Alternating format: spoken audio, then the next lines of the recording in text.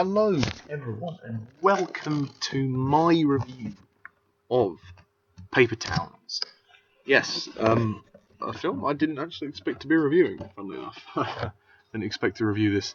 But yeah, there we go.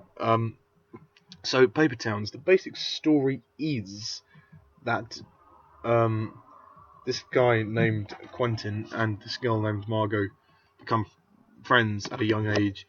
Then she decides to investigate this murder, and then he doesn't want to get involved in it, and then through that they kind of distance themselves from each other, and he is completely in love with her, and they have a brief encounter one evening when they're older. She comes in through his house. She lives across the street from him, and she comes in through his house, through his window, and he goes off on a little adventure with her. She basically goes through an instant bad breakup with her ex-boyfriend, and she wants to get him and his cronies back for it, and she wants to get revenge for it. And she kind of brings Quentin into this, and they have this wonderful kind of adventurous time.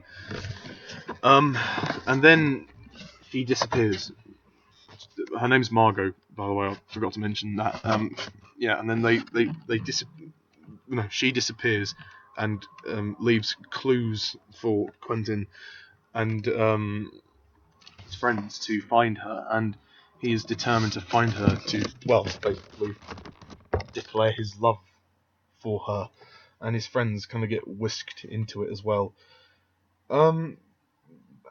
So that's pretty much the plot of Paper Towns, and to be brutally honest, I was pretty surprised by this movie. It was actually quite good. I mean, I'm not really a fan of these type of films, but the movie surprised me because it's more of a kind of drama mystery than it is a romance film. I mean, because it's written by the author. The book is written by the author of The Fault in Our Stars. So but the film is rather good. I think it's very well made. First of all, I think the cast are really good here. I think that the casting team and the directors did a great job at casting the roles and really kind of bringing them to life. It's interesting to see, especially for the two main characters, the two romantic leads, Quentin and Margot, to see how they both change. How she's got this really spunkiness, this rebel element to her, and excuse me, and he's this kind of awkward guy. He's not that adventurous. He doesn't venture out of his comfort zone, and through that brief encounter, he surprises her. He ventures out of his comfort zone, and she kind of questions herself as well, because she kind of steps out of her comfort zone as well, because she goes through a bad situation, and she doesn't have she's not that overconfidence that she has is actually an insecurity, because it's showing her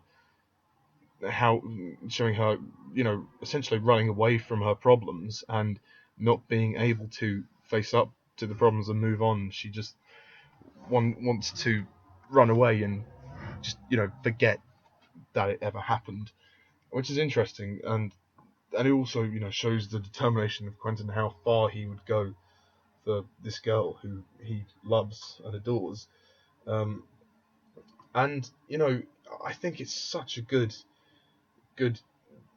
dramatic piece, because it shows how essentially it's a coming of age story, and how, I mean, I'm not going to give away too much spoilers, but how Quentin changes by the end, and he kind of realizes that she's not what she's cracked up to be, and maybe he was slightly wrong. But it's really interesting the way they explored that, and the relationship between the two of them, how they reconnect in that moment. And I mean, she's a character that's sort of, I think she prefers her own company. She's kind of lonely in a sense, hence why she wants to run away from her problems. I mean, she talks to her sister, who we see very briefly in the film. But yeah, I also like the Quentin's two friends that come along. I can't remember one of them. One of them's called Ben, and I don't know the name of the other guy. I think his name is Radar or something. Raider. I can't remember his name, and yeah, the three of them are a great comic. You know, uh, triple. Well, I don't know what way to say it, but you know what I mean. But basically, you know, it's all good, and they're great. And one of them, the guy Radar, whatever his name is, has a girlfriend called Angela who kind of comes along into the story kind of very late in the day in terms of the actual plot. But you've also got Margot's best friend Lacey, who everybody thinks is this sort of slut because of the way she looks and dresses. But I mean, she had chlamydia, and you know some people think she still has it, and they're trying to basically, uh, you know, she's having a hard time. She's being falsely accused of being involved in the situation that occurred between Margot and her boyfriend's breakup.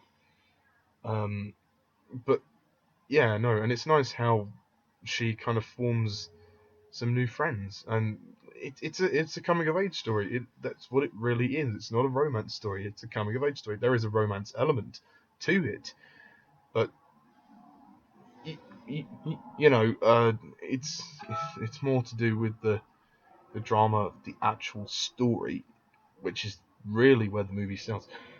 And I think that the movie is made very well. I sorry, I was yawning.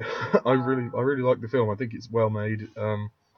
It's not necessarily a film that I would have gone out to see. You know, I would have, you know, I'd die if I don't see this film. It's not like that. I mean, I saw this basically as like a blind see. I was like, well, I've seen a couple of adverts, so yeah, it looks all right.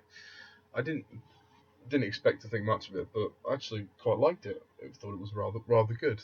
Um, it's not like, you know, hugely emotionally powerful or anything, but you know, towards the end, it is satisfying because, and you know, it's set during the time when, you know, they're all in high school, and then they're coming to the end of it and having their prom. It's about it is about growing up and moving on.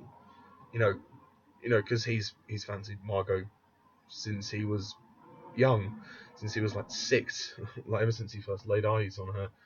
Um, you know, um, and it's great to kind of see how he matures, and you know, it's a character piece. It's a great character piece at that as well. I'd watch it again. I think it's a well-made film. Structurally, the movie's paced really well. It never felt boring. There was always something happening. It's 1 hour 50 minutes, which is perfect. Um, the music is nice too. I mean, it's not much of a score, but you know, for what there is, it's quite good. Um, like I said, the actors are really good.